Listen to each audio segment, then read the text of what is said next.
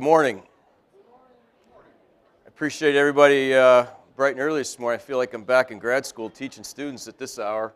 My name is Joel Pankowski, and I'm with Arm & Hammer Animal Nutrition. I lead our multi-species technical services team in the Americas. So that's pretty much everything from Canada through South America. And then in the international side, I have a counterpart that does the same thing in Eurasia. So pretty decent sized group, multi-species, pretty decent offering of solutions to all sectors of the livestock industry. But we're going to focus today on a topic that on its face may look a little boring or not all that new, but we have some new information relative to mycotoxin mitigation that we've applied internationally, multi-species, and effective this year we launched this product and this concept, I should say, in the U.S. So with that, we'll get started. If you're sitting here today, the purpose is hopefully to be comfortable relative to some of these detrimental effects that we see with mycotoxins, and specifically we'll talk about strategies to help you overcome the challenges relative to gut wall integrity and helping to strengthen gut integrity and resilience. We'll also talk a lot about peer-reviewed research that looks at specifically the role of refined functional carbohydrates, and we'll define what those are and how they work to protect gut epithelial cells. And by the way, this concept works in all mammals and avians very similarly. So from a conceptual perspective, it's very simple to understand.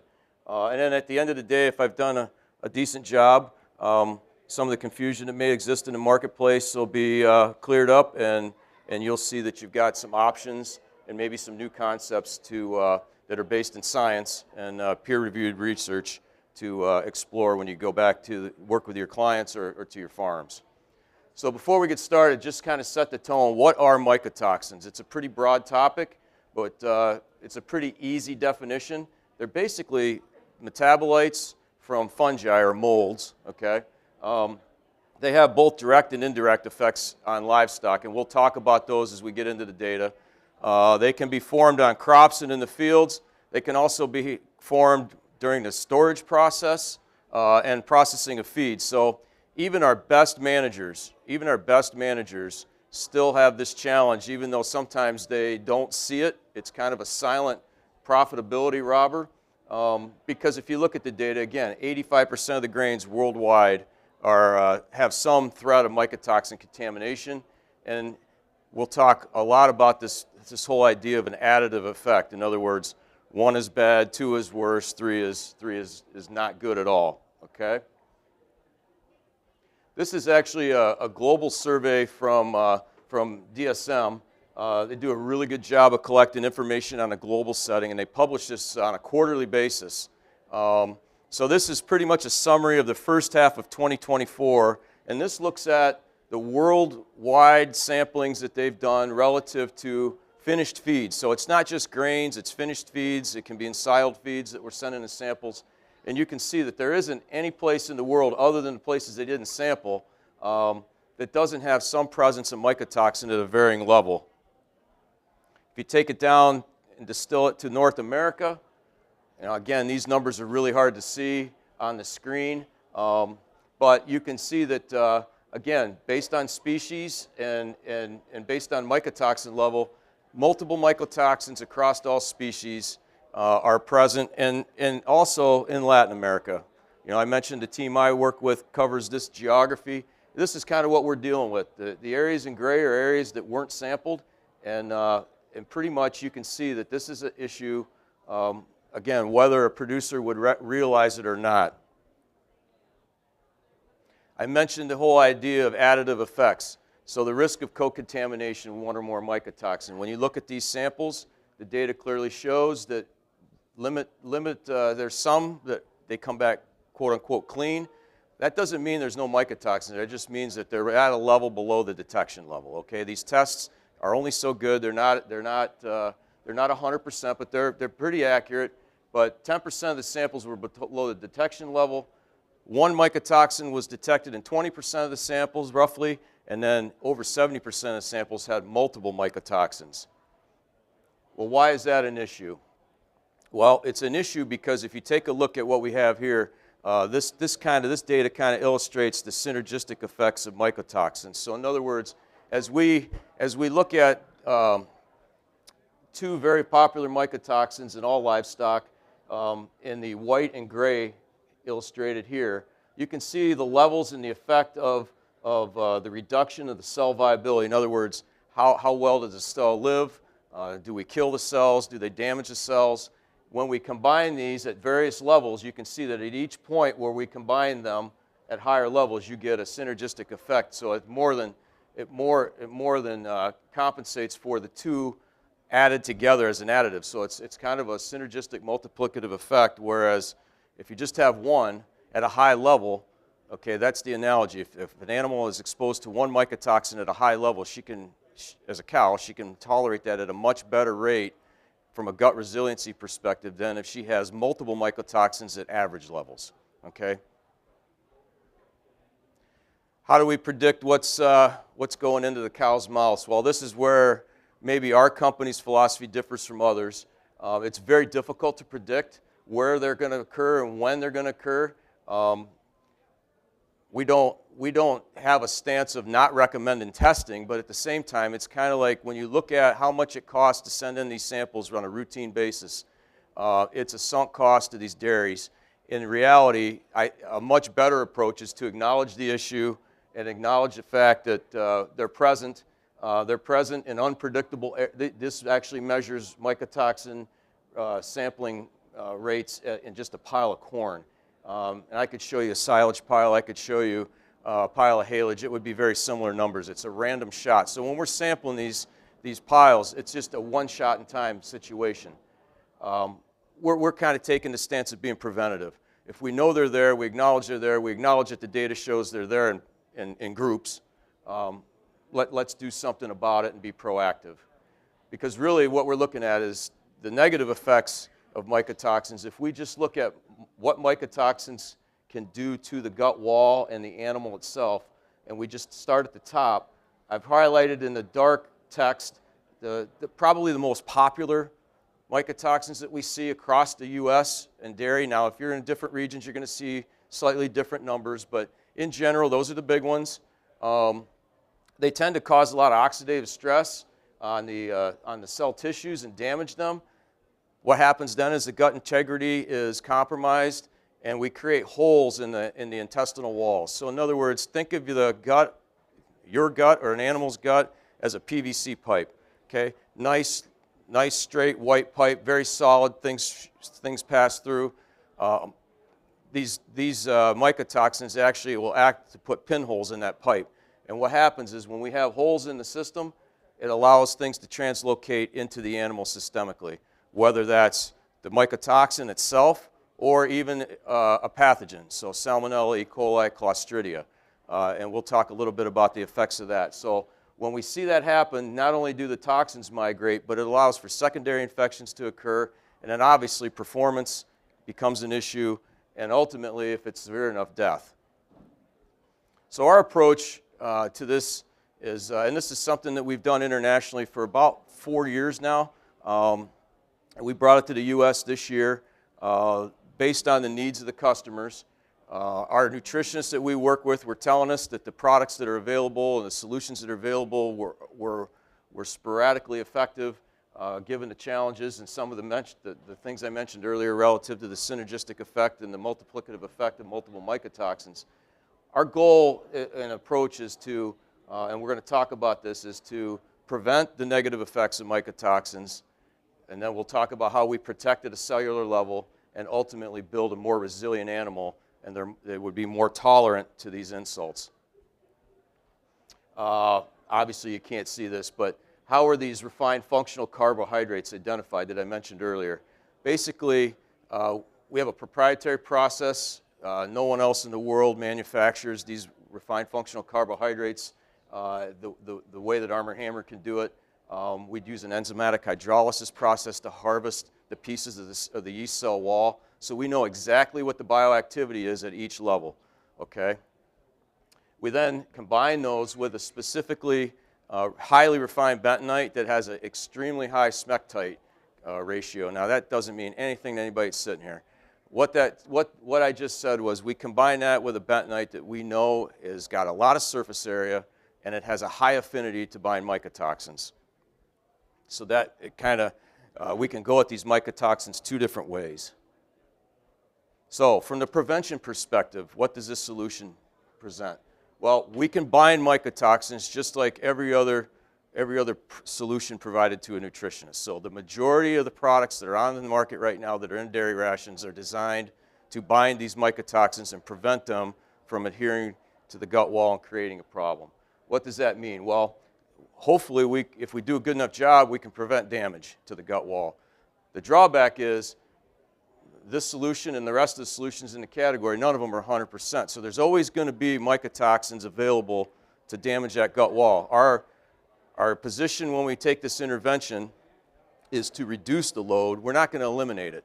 Okay, so we need kind of a stopgap measure. What else can we do? Well, prevention is great relative to going after these mycotoxins. And here's the efficacy of our combination of these refined functional carbohydrates and the highly refined bentonite. You can see that if you look at the amount of absorption or the amount of the efficiency of mycotoxin absorption, it's pretty high for the majority of the popular mycotoxins. Now, I'll draw your attention to Dawn. That's the one that everybody's trying to, basically go after. There isn't anything on the market that has these high levels of absorption for Dawn. Okay, that's a tough one. So even though it's on there at a low level, that's a pretty decent efficacy for Dawn if you look at the literature. This is where we separate ourselves from everyone else, okay? The first part of that, the prevention piece, everybody can do that, okay? Every product can do that talks about binding, whether they're binding with a beta-glucan product or some kind of a clay, bentonite, aluminum silica. Those are designed to prevent.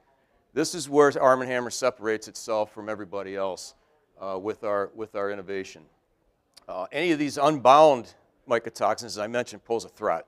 So what do we need to do to go after them? Well, we've already done what we can to bind them up, so now we have to do something to protect that gut wall. In other words, we've got to shore up that pipe, fill those holes, prevent them from being drilled by those mycotoxins. What does that mean? Well, if we're successful, we can block the transfer of any remaining mycotoxins. They will not translocate through the gut wall and affect the animal's organs and damage cells and ultimately affect productivity. So there's a very unique cytotoxicity ability that occurs with this solution, and it's the only product shown in the literature to protect the animal from what we call the inside out. This is just a really crude graphic representation of a cytotoxicity scoring system. This is actually accepted as published testing methodology. Two sides of the slide show the same exact thing. On one side, you've got a numbering system where we actually score mycotoxin damage to cells, okay? And on this side, you've got Petri dishes where we've actually got a control, we've introduced a mycotoxin, and then we've introduced the intervention, and you can see the effects. So this pointer doesn't show up on a TV, so I'm gonna point with my finger. I guess the arrow does, kinda. When we're looking at scoring mycotoxin toxicity, this would be what a normal control setting looks like. In other words, we've got a plate, there's no mycotoxins introduced, and it's a really dark blue. When we introduce something, for instance, like fumonisin at 100 parts per billion in this case, you can see that there's a lot of damage here. In other words, a lot of white space, okay? When we then combine fumonisin with the BG Max solution, we don't quite go back to control status, but it is a heck of an improvement compared to what it would be without the intervention. And this kind of illustrates, again, numerically, different published data that show that we can protect that gut wall from mycotoxin damage. We can reduce epithelial damage. These known mycotoxins controls obviously have high levels of damage with no intervention. When we intercede with the refined functional carbohydrates, those numbers dramatically improve. And then conversely, if we take a look at epithelial cell cytotoxicities for, again, 3 pretty predominant mycotoxins. Again, same type of result in a different trial. Not quite sure what I just did. There we go. If you look at the protection component of this solution, again, this is a very unique opportunity for us, and you compare this to other competitive offerings that in the marketplace talk about mycotoxin mitigation. This is actually work that was published from Health Canada, experiment station in Lethbridge. Unbeknownst to us, they did this. They were looking at efficacy of products in this category based on their label claims. Okay, so they took samples of all these products and put them through testing, and as you can see here, the Arm & Hammer option with the refined functional carbohydrates far exceeded the performance of the products at that time that were available in the Canadian market, and some of those were available in the US market also. To further discuss this whole concept of protect, we've got intestinal barrier function data. Okay, so what does that mean? I'm not going to even begin to pronounce these different intestinal barrier function proteins, but they play a key role in maintaining gut integrity, okay, and permeability. So in a controlled diet, you can see that all 4 of them are present at very high rates. So in other words, the pipe is clean, the doors are locked. When mycotoxins are introduced, we start unlocking doors within that pipe, and dramatic reduction. When we introduce in a mixed mycotoxin challenge and supplement with the BG Max solution, we can partially restore that functionality back to almost where it was without the mycotoxin insult. Same thing's true when we take a look at aflatoxin and its ability to translocate in milk. This is 2 dairies that were studied that had known aflatoxin contamination. They were dumping milk. They intervened with the solution. Within 5 to 7 days, the aflatoxin levels were at a level where they could resume milk shipment.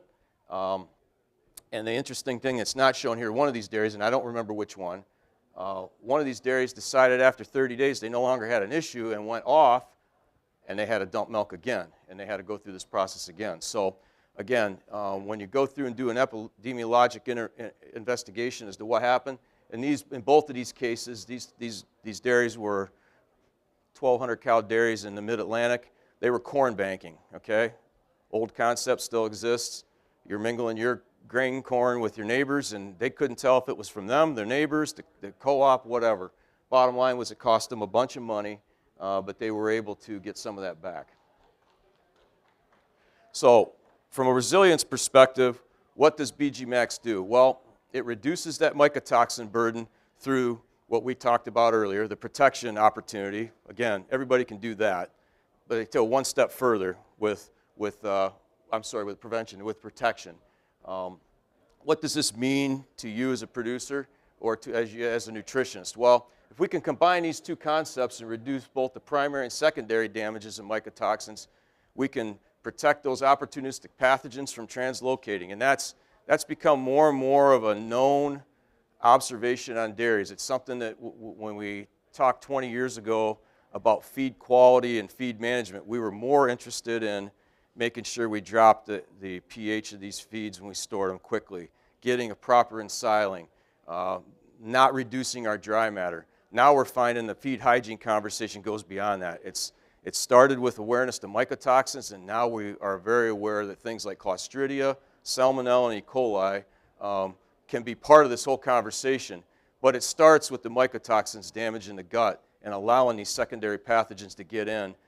If we can keep a healthy gut, we allow for better assimilation of feed, better feed utilization. You get more out of what you put in, okay? We can restore the immunosuppression and keep the animal protected from other secondary infections. These pathogens are present in all dairies.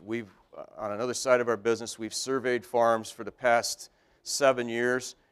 Over 90% of the dairies surveyed are positive for Clostridia, Salmonella, and or E. coli, okay, in their feedstuffs. When we go in, we sample the TMR, we sample all the forages, and we sample everything in a commodity shed. They're there. We may not see them, but they're there. Improved productivity and profitability is ultimately the result.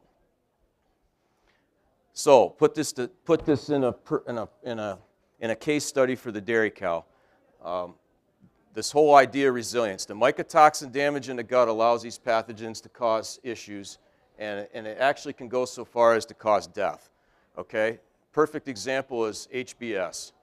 Probably 7 years ago, I spent a weekend with, I think there were 7 veterinarians and 14 nutritionists from all over the United States. They get together once a year for an independent meeting. They meet for 4 days, and they just sit around and talk about stuff. And we spent a whole day on a Saturday talking about, is HBS a disease or a syndrome? And it was, the veterinarians were on a disease kick, and the Ph.Ds were on a syndrome kick, and then finally it kicked in that it's a syndrome because it doesn't have one definitive cause. It has a chain of events that happen that cause this cascade that ends up killing the animal. Okay? And it starts with a mycotoxin insult, as we discussed earlier, where that gut integrity is compromised. Opens up holes in the system, pathogens come through, and the next thing you know, we've got severe clotting, the immune system of the cow is triggered, and within hours, a healthy cow is just dead in the stall. Okay? If we can intervene with these new technologies and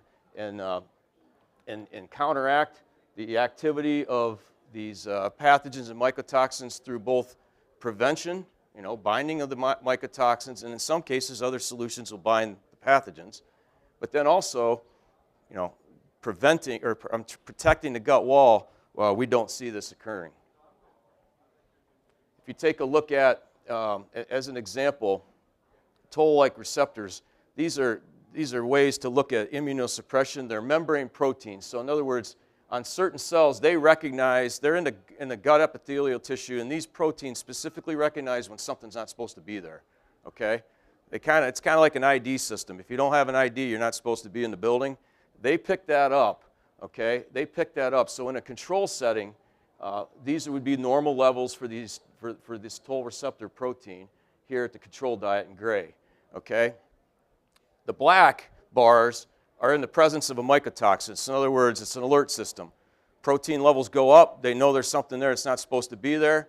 And a good way to measure the intervention is when we intervened with the BG Max solution, we were able to drop those levels down to pretty much turning the system off to where they didn't trigger to see that the mycotoxins were actually present. Zearalenone, it's a big one. This one impacts the dairy industry from a reproductive perspective, and I would tell you probably the mycotoxin that over the course of my career I have the most experience with. My background is in reproductive management and epidemiology, and zearalenone causes a lot of reproductive issues in animals late term. It has a bigger impact in the swine industry, as a matter of fact. But it's the most detrimental to reproductive function, and it's the one that the dairymen identify with best because nutritionists are talking about it, the AI companies are talking about it. They understand that zearalenone presence causes them problems.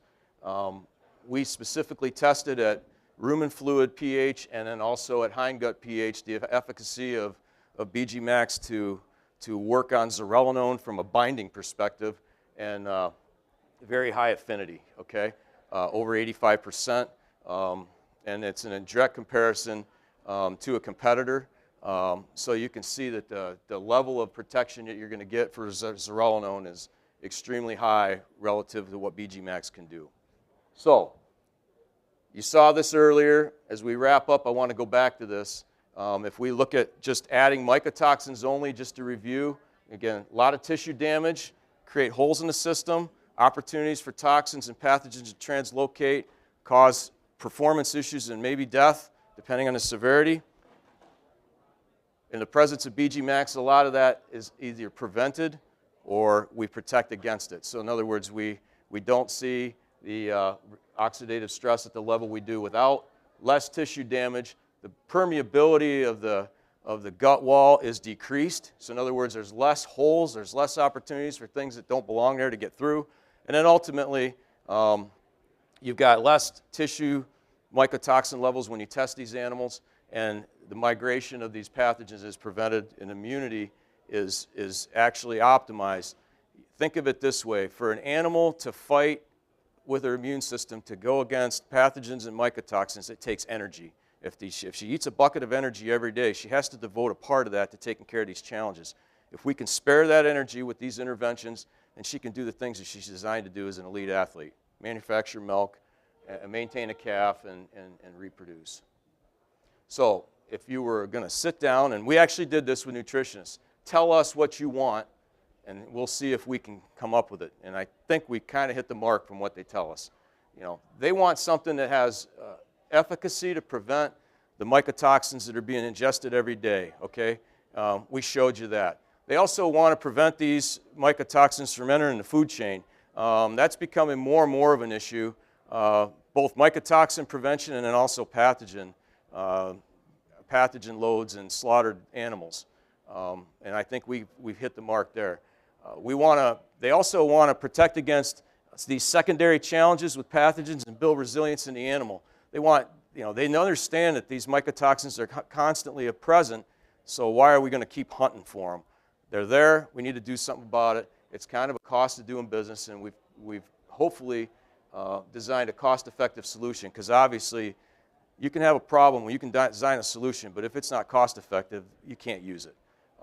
This is cost-effective, and it's absolutely easy to use from a perspective of the producer. So with that, I'm just going to wrap up and give you just a brief overview of what we have here relative to our refined functional carbohydrate opportunities. From a branding perspective, these are names that your nutritionists would know from dealing with their feed mills, but just a straight yeast culture, okay, the benefits of yeast culture are well researched. That would be our AMAX product. When we look at combining yeast culture with the refined functional carbohydrates that I discussed, then we get this pathogen mitigation opportunity with Salmonex. So that's the product that you would look at to agglutinate Salmonella and E. coli in particular, okay, if you know you have those issues. And then we've gone to the next level where we're targeting mycotoxins with BG-Max, and that's where we take the refined functional carbohydrate portion that's present in Salmonex and combine that with this highly refined bentonite that has a very high affinity to bind mycotoxins. So how does this all work economically? Well, what we find in the U.S. and in most spots in the Americas, for instance, is the lactating diets tend to have one product from each of the categories I just showed you. So if we go back and look at this, they tend to stack options, okay? They tend to put a yeast product, whether it's a live yeast or a yeast culture. We could spend another knowledge enough discussing that. The option there is to get rumen digestibility and function optimized, okay? Good research. A moss for gut health, what does that do? Well, mannan oligosaccharides bind pathogens. They act as a decoy. Bugs think they're binding to the gut wall. They're binding to a sugar. It's not cidal. They pass out of the gut. They hit UV light. It's over. Very effective against Salmonella and E. coli. And then they also put in a mycotoxin binding agent. Again, aluminum silicate, a bentonite, which have high feeding rates. They take up a lot of space in the diet. And again, the cost per cow per day can be anywhere from 20 to 25 cents from the stacking. When we look at combining the pathogen binding capacity of Salmonex with the mycotoxin binding capacity of BG-Max, we can save producers 10 to 15 cents a cow a day with those two combinations. Because of our enzymatic hydrolysis process, we can get dense packages of highly bioactive material into the cow very cost effectively, and it works a lot better than some of our older, more dated technologies. I only put feeding rates up to give you an idea. Again, if we're going to mitigate mycotoxins with a bentonite, for instance, any type of a bentonite, you're looking at feeding rates that are half a pound, 3/4 of a pound per head per day. And lactating dairy cattle with BG-Max, and I showed you the efficacy, 28 grams per head per day. Small package, highly powerful, very bioactive. We've got all kinds of support materials to kind of, you saw this earlier, available at our booth.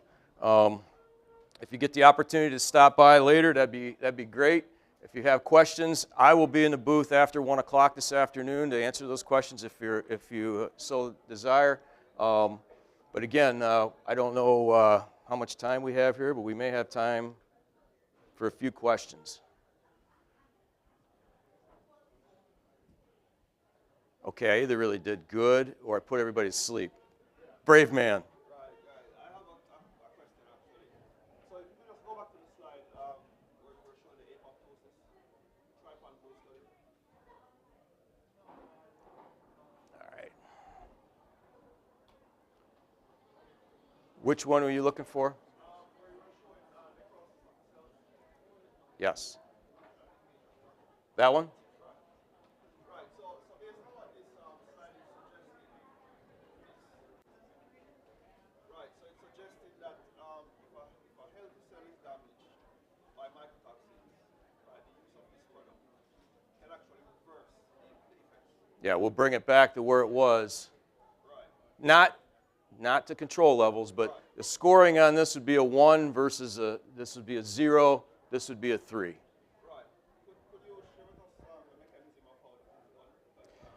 Yeah, so the mycotoxins actually have the ability to put holes in the system, and they actually will kill cells, but they also prohibit the animal from generating new cells to fill the holes. If we can eliminate those mycotoxins and shore up that wall, it allows the gut to build its own integrity back. And that's all that shows there. It's not that we promote growth. It's basically when you introduce a cell with nothing versus that, you add I'm sorry, wrong one. Fumonisin here, this is the damage you get. When you have fumonisin with the RFCs combined, it prevents that damage. So it's more of a prevention thing, not a reversal thing. It's not a reversal, it's more of a preventative thing, correct. Yeah, if I confused you, I apologize. No, it's not a reversal. Okay, could you go to the next slide with the TLR toll-like receptor, where you're showing the Yes. mRNA expression? Can't stand this clicker. Right. That one. Right. Okay, so you're showing here that This is a sequence study. right. So it's mRNA expression, right? Correct. Right. So you're saying, well, why don't you tell me what you were saying? So what they did in this experiment was they had a controlled diet. They introduced mycotoxins, took their measurements basically, and then they introduced on top of that the BG max concentration, and it dropped. Right. But for TLR4, you were saying that in the presence of the mycotoxin, you have overexpression of Yes. TLR4. But when you add the BG max, It takes it back down. It doesn't quite drop it back to where it was without the presence because it's not 100% foolproof, but it gets it down to a level that's pretty close. right, but would you not want to see high levels of expression for TLR4 in the presence of the mycotoxin? Isn't that what you'd want to see? I don't think so. No, and now you've gotten to the point where you're beyond me. I don't think so, but I can get you that answer. I can get you that answer. The lady that I showed you the picture of, brilliant. She did some of this work in conjunction with the experiment, so I can get you that answer. So the only reason I'm asking is because if the mycotoxins are hitting those TLR, Yep, the cell should be expressing a high level. correct. So I'm just wondering if the BG max somehow blunts that. It does. Absolutely blunts it. That's exactly what goes on. You introduce, they go up, you blunt it, and they go back down. That's exactly how it works. Yes. For any of the studies, did you take digestibility? I'm sorry. I mean, I don't know, the studies are referring to dairy, right? Like dairy, lactating cows. Oh, was this done with dairy cows? Yeah, I know that. Yes, this was done with dairy epithelial cells. I believe one of these was poultry, but it's generalizable to dairy. Yeah, but did you, for the ones that they are referring to the dairy, did you check the digestibility? How it was? The disability, is that what you said? Digestibility. Oh, the digestibility. Sorry. I don't know. I can find out. I can't answer that question. I don't know.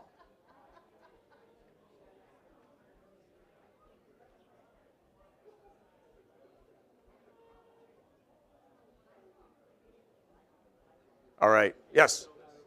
Last question. Yes. On the feeding rates again. Feeding rates. Yes. Yep. Let me get to that. So it's 28 grams for a lactating cow, 56 grams for a transition cow. And if you think about it, it's a body weight thing, plus then when you get to the transition phase, these are when the animals are the most, when we did our dosing studies, those are the animals that are going to be compromised the most. That's why you see it's pretty much a doubling as you go up. Okay, I appreciate everybody's interest, and thank you for your time. And like I say, if you have any other questions, stop by the booth later this afternoon. Thank you.